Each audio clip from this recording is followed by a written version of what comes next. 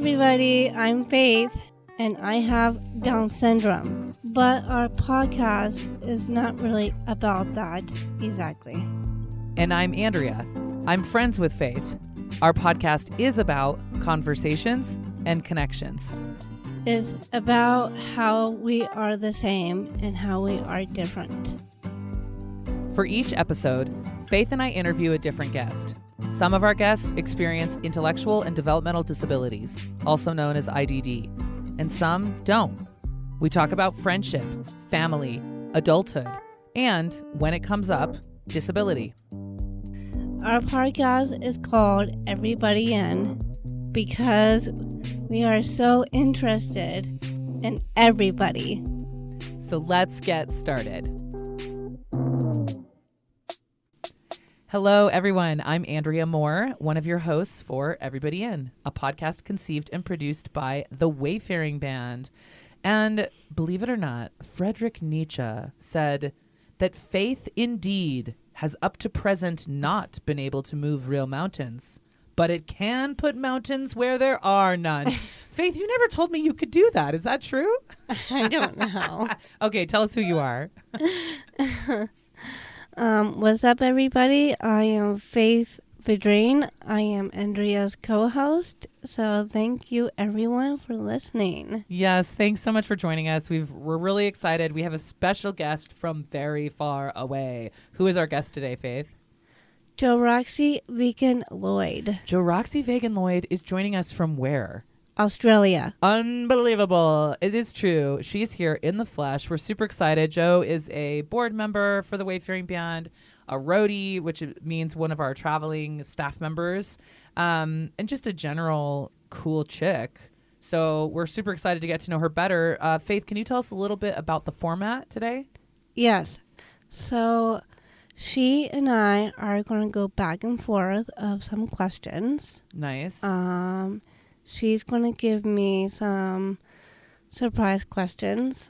You're so brave. You really are. I'm like, oh my gosh. So you don't know what she's going to ask you?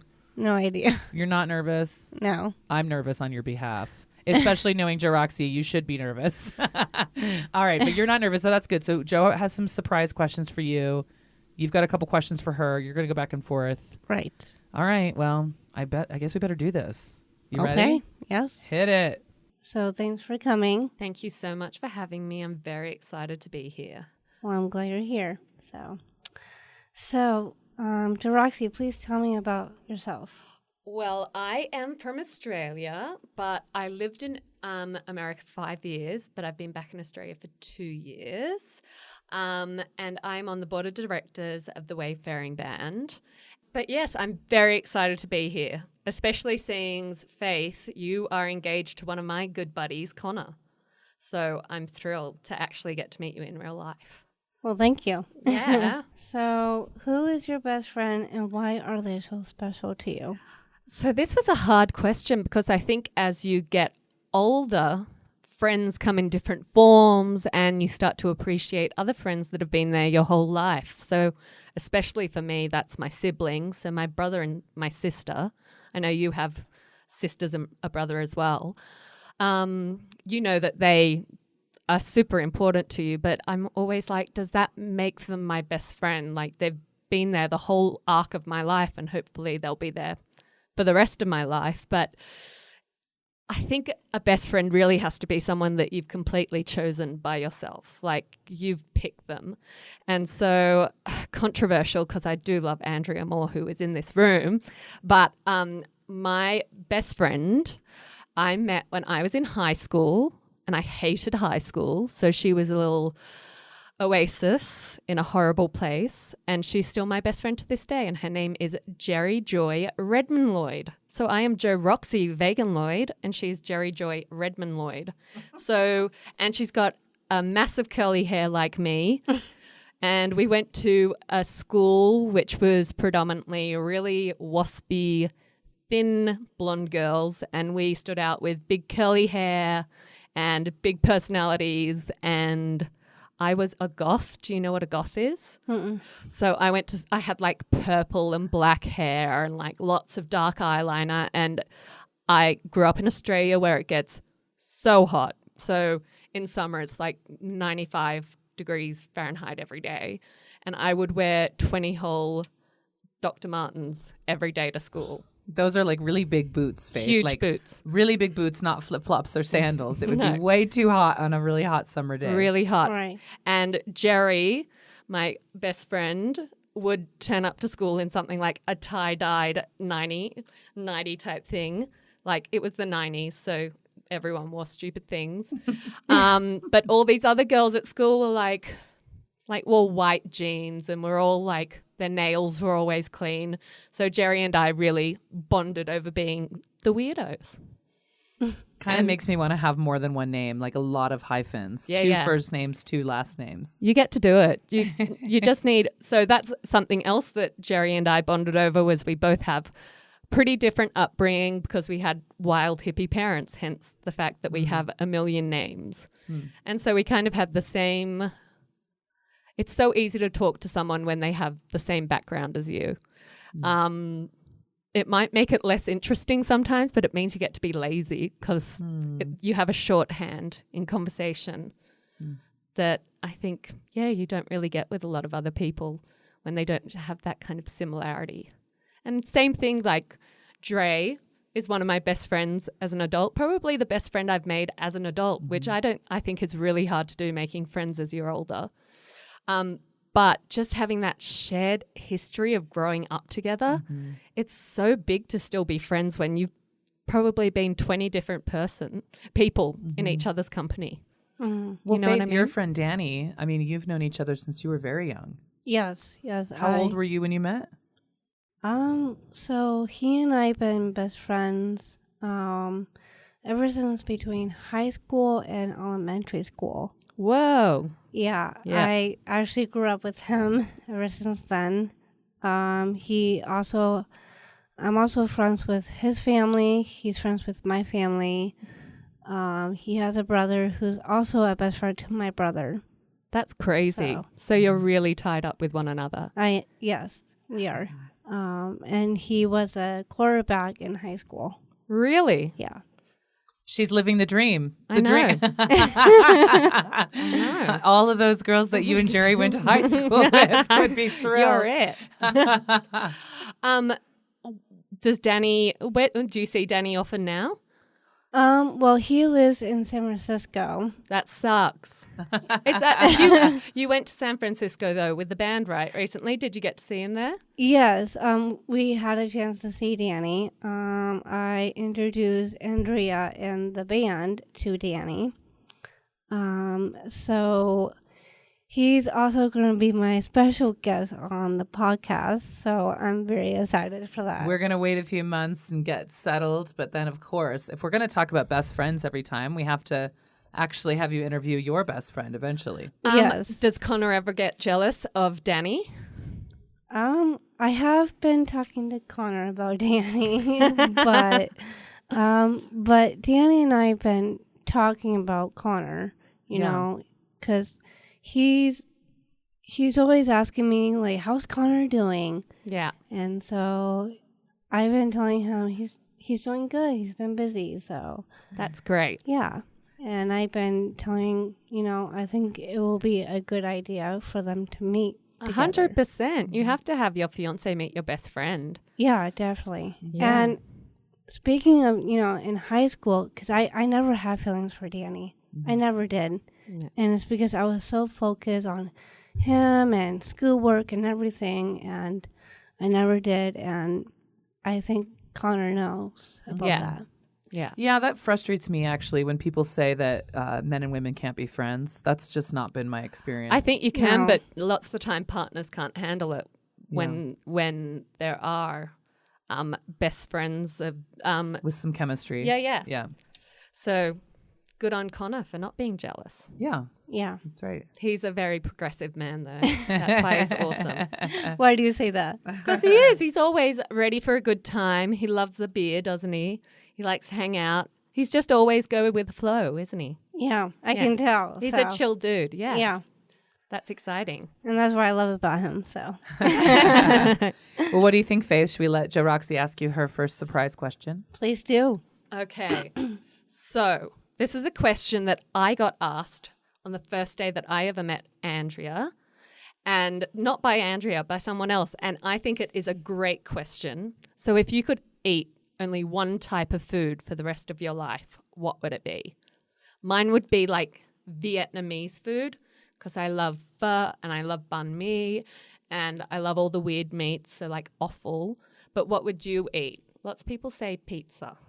But So, like, favorite foods, right? what's your favorite food? But if you had to eat it every day for the rest of your life.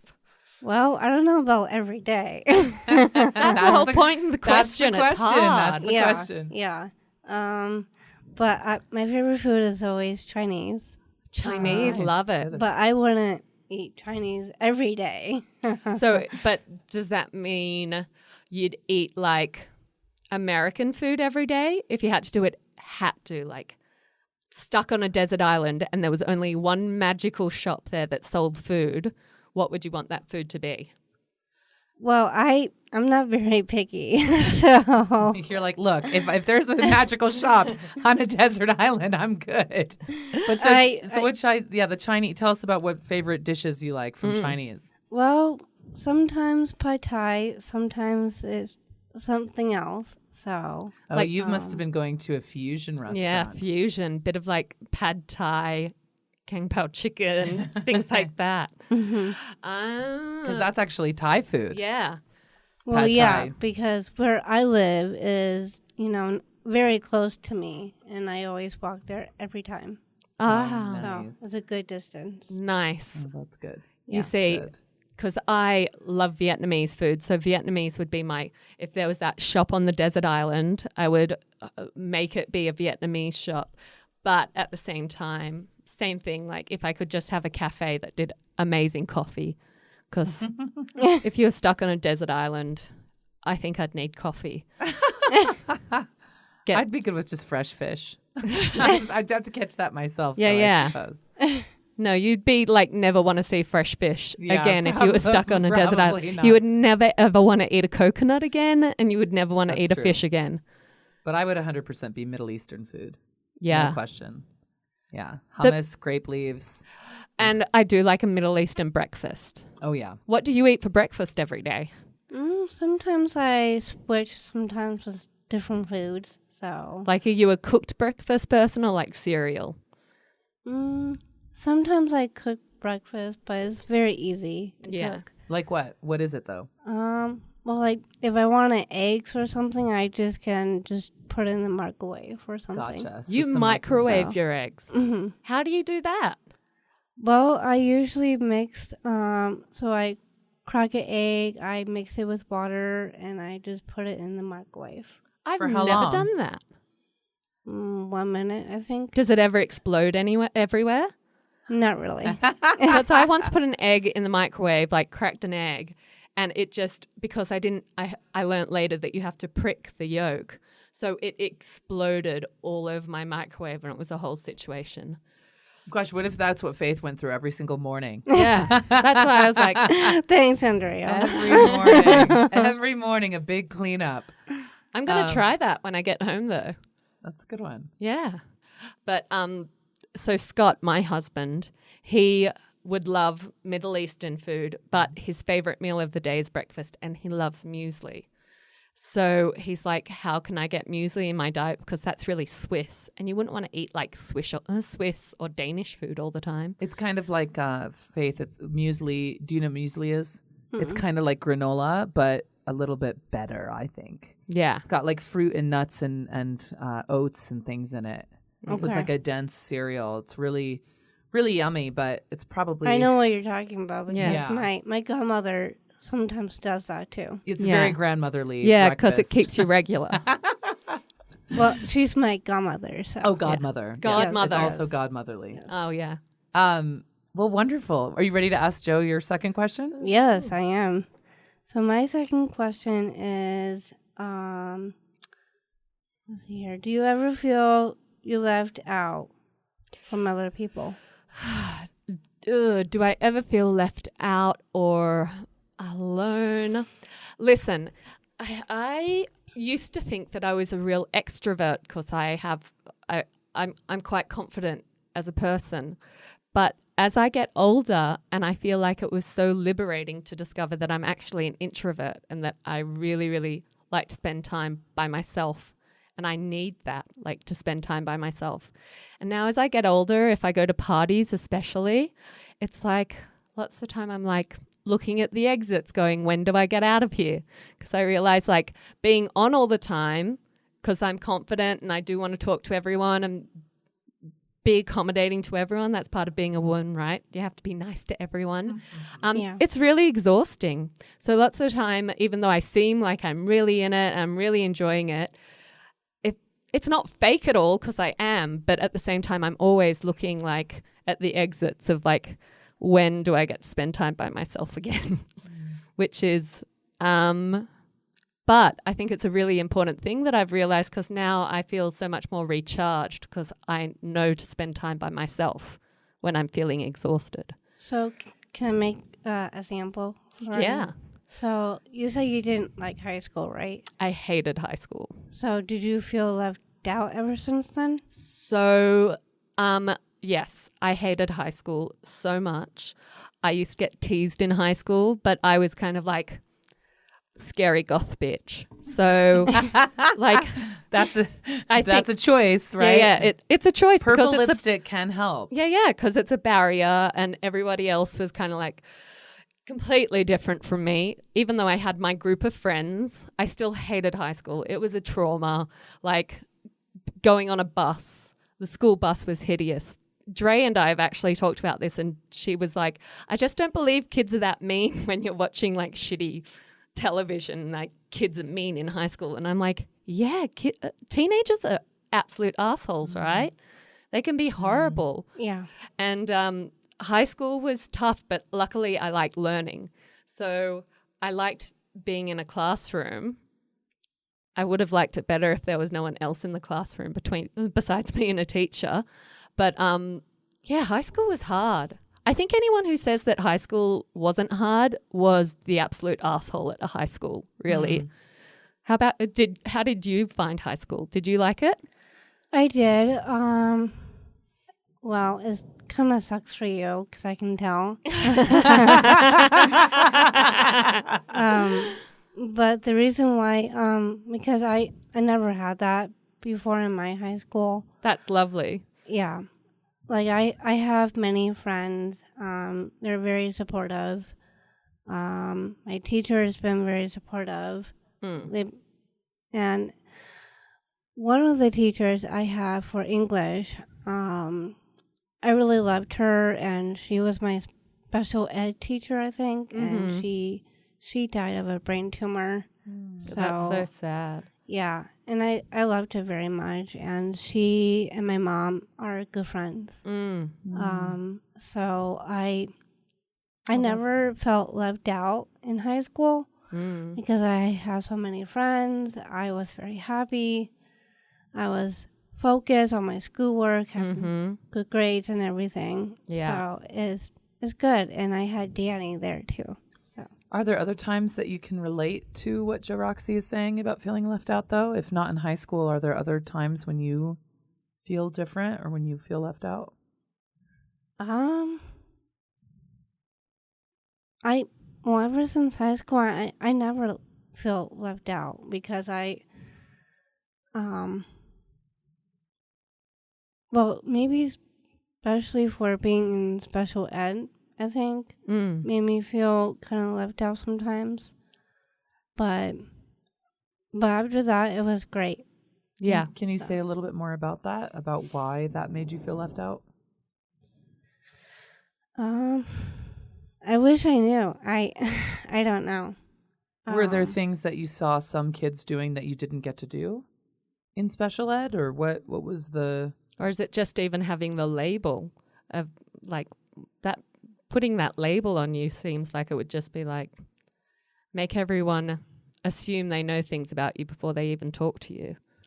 Well, I remember I was in class, and there was a lot of friends with disability, and it did make me feel like I was feeling left out. because it did make me feel different.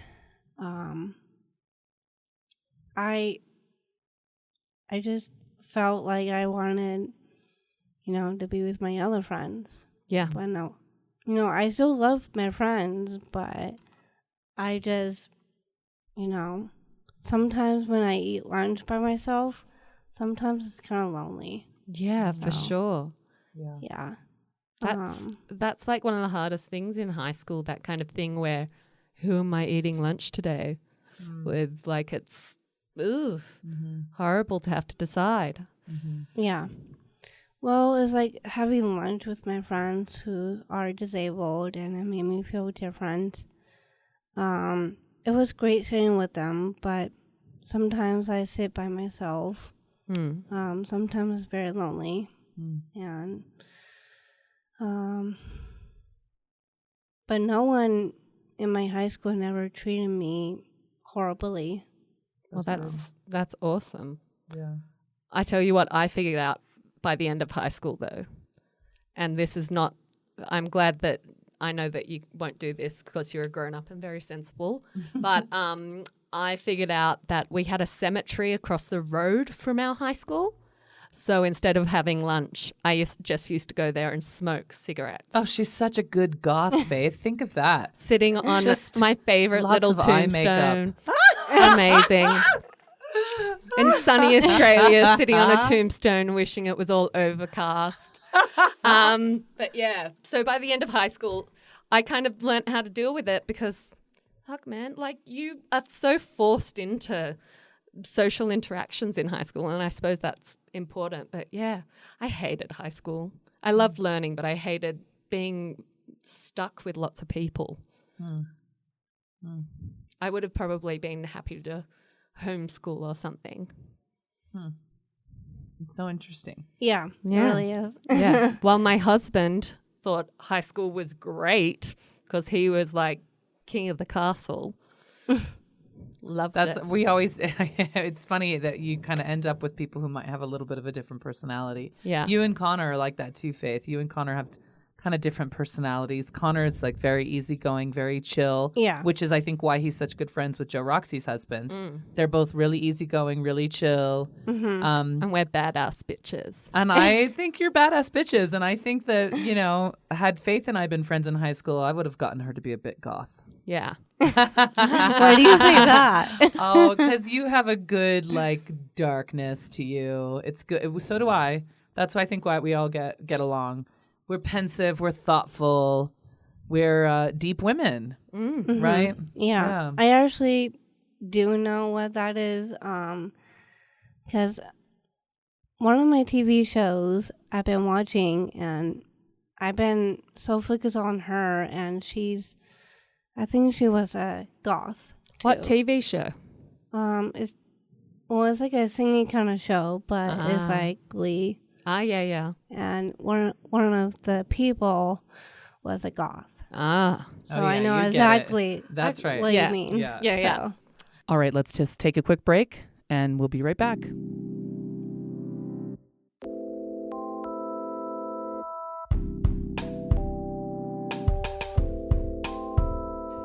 The Wayfaring Band is not a rock and roll band, are we, Faith? Mm-mm. So what type of band are we? We are a band of travelers. Travelers, right. So the Wayfaring Band takes original, transformative adventures that include adults with and without cognitive and developmental disabilities. But anybody can come on a trip with us, right, Faith? Yes. Like who? Everybody. Like everybody? Yes. Well, as long as they're a grown-up. Yes. They have to be a grown-up because we work with adults. Well, an adult everybody. An adult everybody. So if you're an adult everybody, you're welcome to join the Wayfaring Band on tour. If you're a caregiver, a student, a teacher, a professional, an activist, an interested adult everybody community member, all of you are welcome to join the Wayfaring Band on tour and experience our culture of inclusion firsthand. Be a part of it. How can they learn more, Faith? Learn more at www.thewayfaringband.com.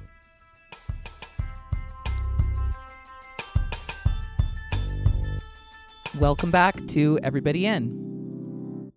Well, let's let Jo-Roxy ask her next question and see Okay. see what else we have in common. Seeing that we're Goth all ladies. badass bitches in this room, the other thing we have in common is Dre introduced me to this, the Dead Dad Club. So we all have fathers who have passed away. That's right. And so Well, I heard. I didn't mean to cut you off. No, or go anything, ahead. But somebody told me you know your dad, right? Who are you Andrea. asking? Me? Yeah. That I know him? Did you? That yes, I did know him but he passed away when I was 27. My dad died when I was 27, and Jo-Roxy's dad died, and your dad died. but you never got to Right. know your dad, right? Right. Yeah. And that's why it got me confusing a little bit because I know you know your dad. Yeah. Yes. I know you know your That's dad. right. Yes. But for me, I never did. No. Right. And that's why I always feel really sad sometimes because it's not fair for me. And Yeah. that's why I feel so jealous between the both of you. Yeah. So, But like I said before, like, yeah, it's fascinating because do you ever think about like part of your personality might come from your dad that you never really knew? Do you think that, does your mum ever say, oh, you're so like your dad sometimes? she never did. No? No. So do you ever wonder if like part of your personality or the way you look came from your dad? Well, the only thing I know about my dad is he was an ENT doctor. Mm-hmm. So in Europe, he speaks French. He was in the army. Let me think. He was in medical school, so he became official of a doctor. And then what about, isn't he Cajun? Yeah, he's also Cajun French. Cajun French, right? Yeah, From yeah. Louisiana, Right. right? And so yeah, that's where he grew up with him and my aunt. They're brother and sister. Mm-hmm. Do you know if you look like your dad? Well, I kind of do because it's kind of weird because everybody, people in general, I think, keep saying, well, you look like your mom. And I was like, yeah, there's some stuff I look like my mom, but, with my hair or my eyes or my skin color is like my dad.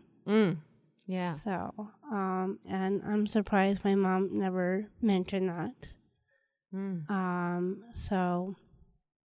It may be that, I don't know, I can't speak for her, but it may also be that she thinks a lot of those things that, I think we all think things and perceive things that we don't always say out loud. And it may be that there are lots of ways that you remind her of him, and it just may not be something you talk about every single day anymore. Yeah. How old were you, Faith, when your dad passed away? He died 3 months before I was born. Really? Your poor mom. I didn't realize that. Yeah. So the year he died is 1987, and that'll be my birthday year. Really? I did not realize that. So your mom was pregnant. Yeah. So I was the second born. Yeah. So my sister Marina, is, she was born in Germany. In Germany. Oh. Yeah. They were based in Germany, stationed in Germany in the army. I see. Yes. So And you would have been an army brat. That's what they call it when you're army what? an army brat. If your dad's in the army and you're always traveling around, they call the kids of army people army brats. I never knew that. I was an army brat. We didn't have to move much because my dad was assigned to the National Guard, so we were stationed in one place. But Now she's just a we're brat. now just bratty. Well, and then Faith, you have a lovely, very kind and good and decent stepdad. Yes. And I will always have him the rest of my life. Yeah. And I still love him no matter what.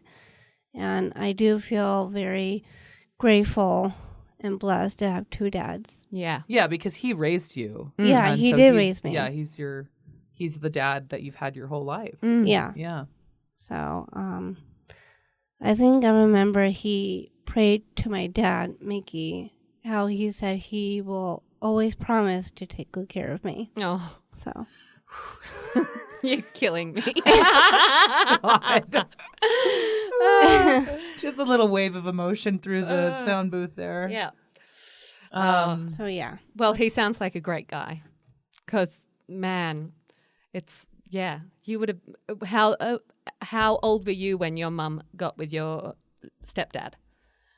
I'm sorry. How old were you when your mum married your new father? What's his name? Tom. Yes. So how old were you when they got together? Were you still a baby?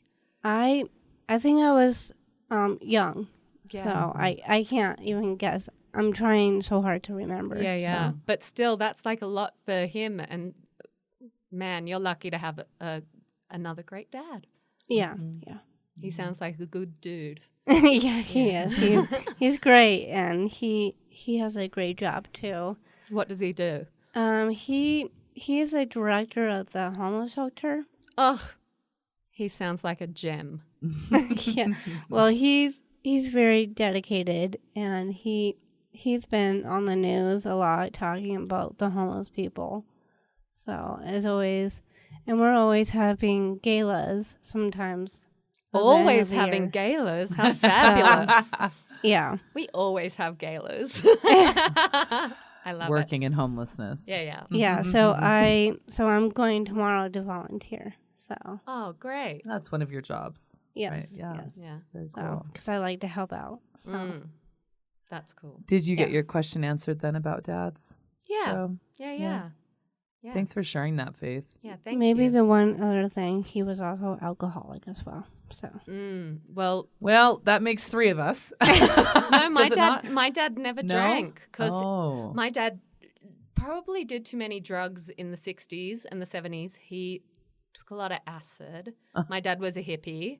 But I think I was saying to you before, like, I think there is a danger that when someone dies, that you mythologize them, that you make them better than they were. And like, I love my dad to bits. He was great, but he was a difficult man. And I think it's important to remember all the parts of a person when they pass away. So yeah, it's important to say alcoholic, misogynist, or whatever, because that's still part of them. And you don't want to make them in your memory something that they weren't. Yeah. Yeah. And that's something, I mean, I relate to that too, Faith. Like, my father identified as an alcoholic as well. And he, had been in recovery for a long time by the time he passed away. Well, and my dad was not recovering. Right. So. And we all are in different stages of our own recovery in life from whatever we're dealing with because we're human beings, right? And so we're all facing different demons and different issues all the time. And hopefully we're doing the best we can, and hopefully we have people around us who help lift us up. And but I like what Jo-Roxy said about, it takes courage, I think, to look that in the eye as well and not try and like tell some story that because we lose someone too young. Because I think all of our dads died young. My dad was 58, which is... I think my dad was around that age. Yeah. So. Maybe even younger. Yeah. Your dad might have been actually a lot younger than that. I think his birthday is in May 14th, I think. Do you remember what year? Not sure. I'm not sure. Yeah. But it's complicated. Family is complicated. Love is complicated. And but it's interesting what you said about that you wish, I understand why you would wish that you knew him. Yeah. Well. And you still feel that way? I do. Like every time when I see pictures of him in my binder, I always keep wishing to know him, but it wasn't fair because I really want to know what he was like. Can you tell us about your binder? Well, so the binder, what my family made for me, they were talking about me, how I was growing up when I was a little kid or when I was a baby. So I'm in there, Marina's in there, both of my parents and my brother. Kind of like a photo album. Yes, Nice. yes. Okay. And they're always talking everything about me. And there are some pictures when I was a baby. There's also pictures of me and my grandpa. Lures. Also, there's a picture of my mom, Marina, and my dad, Mickey. Mm. And every time when I look at that picture, it makes me feel heartbroken because of my dad. Because I wish I knew, and it wasn't fair. You know, I always wish for him to be alive, and I can see him, talk to him. Yeah. So I would know how it feels like. So Nice. Thanks for sharing that. Thank you. thank you. Do you want to ask Jo-Roxy your last question? Sure. So my third question is: everybody needs some help sometimes, right? So, what do you need help with? So much. So very much. I am very lucky to have a beautiful partner, Scott, who I think we were talking before that, like Connor, is kind of really chill and you might be a bit more fabulous. That it's nice to have someone who balances you out. And Scott is good to kind of just teach me to calm down a bit and that I can't control everything as much as I would like to. So he's always helping you out sometimes. He helps me out nonstop, but like I help him out too. So, but that's part of it. Like I would never want to be in a relationship where it would be very hard for me to accept help without being able to feel like I was giving something back to someone as well. And maybe that's something I need to work on, because just to accept help for help's sake that's a big thing. Unless you're paying someone, then you're like, just do this for me. But For $5 or something. yeah, maybe I should start paying people and just being like, let me talk about myself for 10 minutes. But I am 33, turning 34 this year, and I still call my mother about twice a day. Just for a chat and everything, but I feel like I need my mum. Why? Why do I need my mum? All the mothers out there are like, why can't my child feel that way about me? I know my mom's doing that right now. She's like, why doesn't Andrea call me twice a day? And I don't I'm actually friends with her mom. So. Yeah. And a lot of people Babs are. You can all call her great. twice a day. Yeah, She'll yeah. be thrilled. Babs is the best. But no, I feel like I do need my mum still. Like, even as it changes throughout my life, what I need her for. When I was young, it would be advice about guys or advice about, like, first time that I moved out of home alone, I was like, my first like grown-up dinner party, and it would be like, what should I do, Mum? Like, I had no idea. It was like not like the first time where you could just like get booze in a bucket and that was a party. And she gave me the advice that's great. Always check the toilets clean before people come over and make sure everybody has a drink in their hands within about a minute of them walking in the door, and it'll be great. You'll be fine. You'll be fine. And it hasn't let me down since. Thank you for that. But then, like, even this week, I had some financial stuff going on, and I respect my mother so much because she grew up with nothing and she really made herself. And so even now with any business decision for me, I will run it by my mother, and I respect her opinion over anyone else's, because I think that she pulled herself up out of nothing, and she's an amazing woman. So I always will need my mum. So she usually helps you out sometimes. She helps me with advice, and I think of times in my life when I haven't listened to her advice, and I think this is most moms, and then as I get older, I'm like, should have listened to her. Should have listened to her, because my mum's the person who wants the best for me. And so, of course, I say to myself now a lot of the time in my head when I'm being negative towards myself with my internal dialogue, like, would my mum say that to me? Like, you have to treat yourself as if or I think, would I say that? I've got a beautiful little niece who's 3 years old and she is divine. And I often ask myself now, like, would I say that to my niece?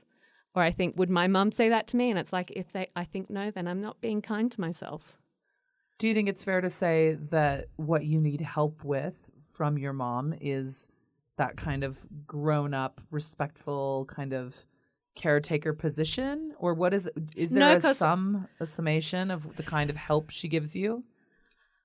You know what I mean? I think it's just a completely safe space because my mother will judge me. It's not like she won't judge me, but I feel like she can judge me but still love me no matter what. Yes.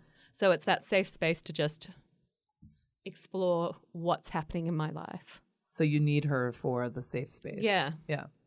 And then I need Scott to calm me down so I'm not so on edge all the time because I can get in my head a lot. Okay. How about you? What do you need help with?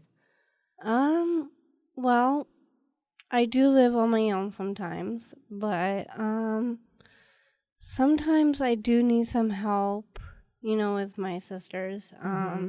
They usually help me, like my sister Maggie, for instance, she usually helps me cook, and so we cook together, make a meal together. So she does that sometimes. Sometimes she drives me and Connor to our dates, so it's always nice. Because I'm just like all of us three ladies in this room are pretty independent. So that question of like what we need help with, like, can you imagine Dre needing help ever? I can't. But I've learned from people like Faith, I don't think before my friends from the Wayfaring band, I don't think I knew how to answer the question of what kind of help do I need. But now I know. I always needed it, but I didn't know. I couldn't see it. I wasn't aware of all of the ways that I need help, and then some of the times that I refuse that help. But I think I'm much more aware of it now. And it's interesting because in our culture, we put in Western culture in general, we prize independence so highly.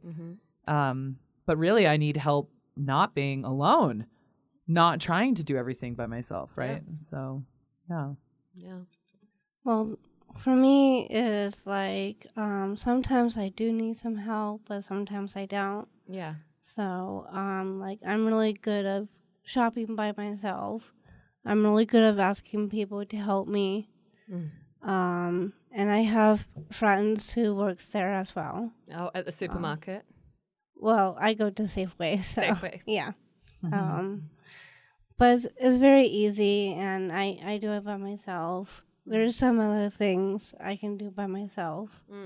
So. And this kind of segues, I think, pretty well into your last question, Jo, does it? Yes, I was going to ask you about what your living situation was.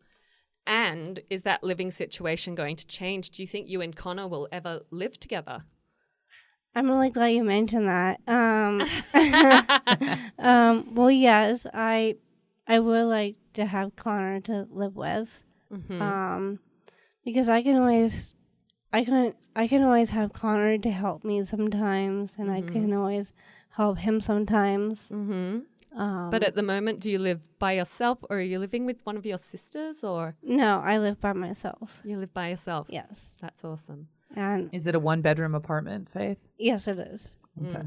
And so my living situation is, doing good. I'm always taking good care of my house.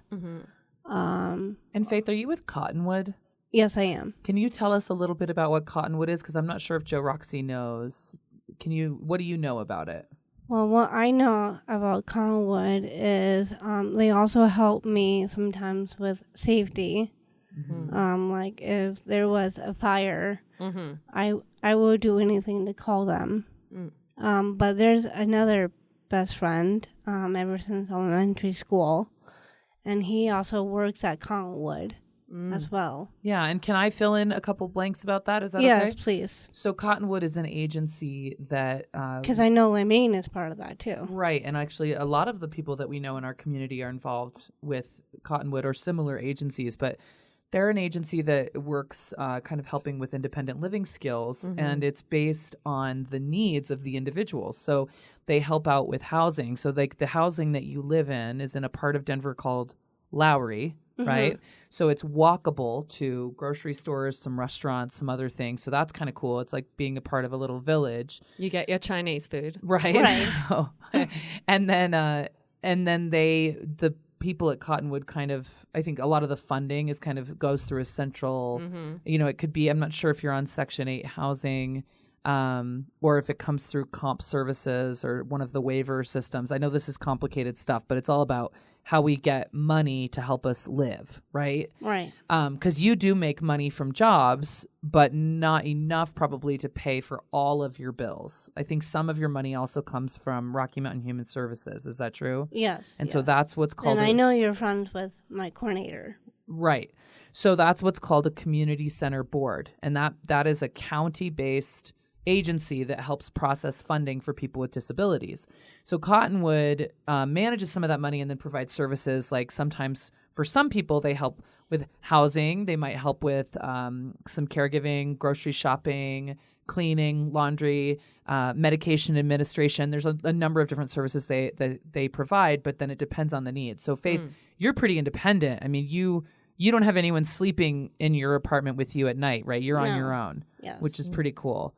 Some people have apartments that might have 2 or 3 bedrooms where they have somebody like a staff member who kind of spends that time with them for safety. Well, and I know Robbie was like that too with Peter. Right. Our friend Peter was using some services from Cottonwood. And so Cottonwood would give him like reminder calls. But Peter was pretty independent too. And yeah. And so he didn't need all. Yeah. It just everybody needs a different amount of help. I mean, that's kind of what we're talking about. Right. Because I know, because I think for Peter, he didn't need help to call me because he had my number. Right. And sometimes he and I will like to talk sometimes, about life, how we're doing. Mm-hmm.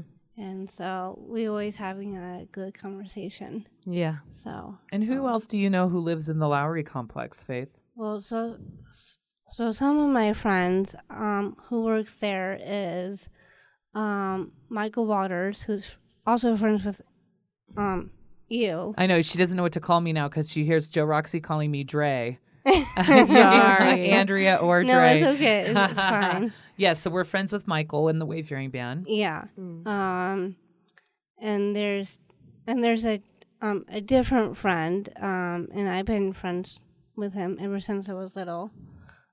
His name is also Danny, but his last name is Frederick. Okay. What about Jenny? Does Jenny live over there? Yeah, she does. She lives on the south side. Nice. So, so is there space for Connor to move in with you, do you reckon? I'm sorry? Do you think that Connor could move in with you maybe one day? Well, it would be nice, because I've been hearing this from Connor lately, and he's been saying, well, what do you think about coming to my house, having a sleepover? And I was like, yeah, I guess that can work out. Yeah. So. About you sleeping at his house? Yeah. What about him sleeping over at your house? Yeah. Well, yes, it would be nice for him to come over and sleep over at my house, but it's kind of difficult because I have a couch.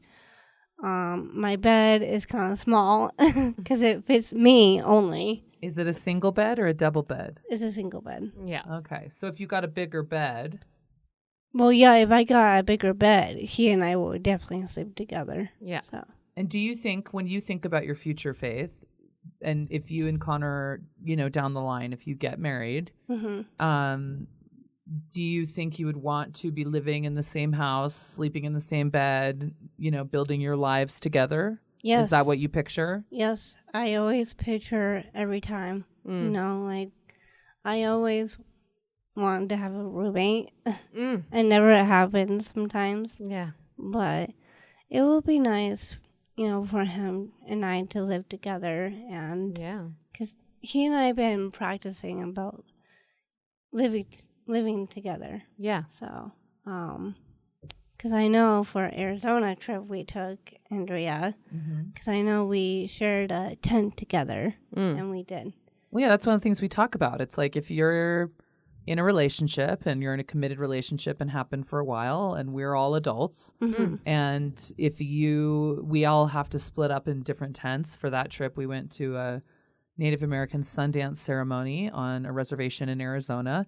And it was a small group. One of our friends. Right. It was a small group of us. And so we had 3 different tents. and one of them could only hold 2 people. And so we gave you the option. We said, do you 2 want to sleep together in the same tent? And you said you did. And so that seemed fine for us. Yeah.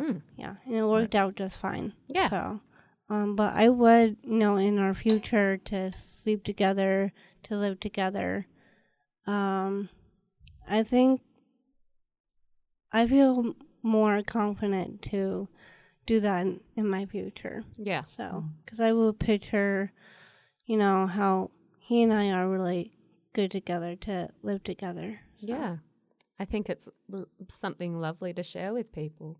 Yeah. And you can help one another out, which has to do with the last question you asked me. Like, it's nice to have someone there to help you out when you need it. Yeah. Like he can help me, and I can help him. Mm-hmm. So, and I think. How about pets? Are you allowed pets? I just realized. Yes, we allow pets. Dogs are just as good as husbands. Sorry, Connor. Sorry, Scott.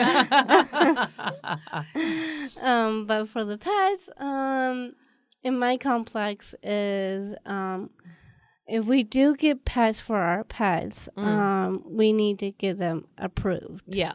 So, and no tigers? No. Oh, too bad. But nice try.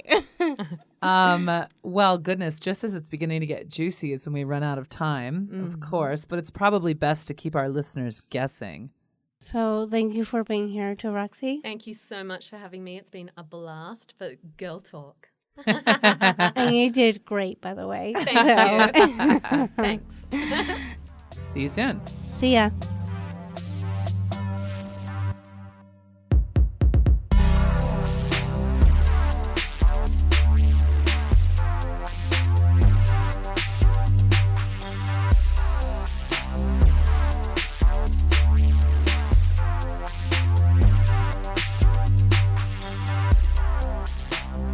Everybody In is sound engineered by Karen Hibner with original music by The Dosage. It is produced by the Wayfaring Band, a Denver-based 501c3 nonprofit specializing in life skills and leadership training through travel for adults with and without disabilities. Be sure to rate us on iTunes or wherever you get your podcasts.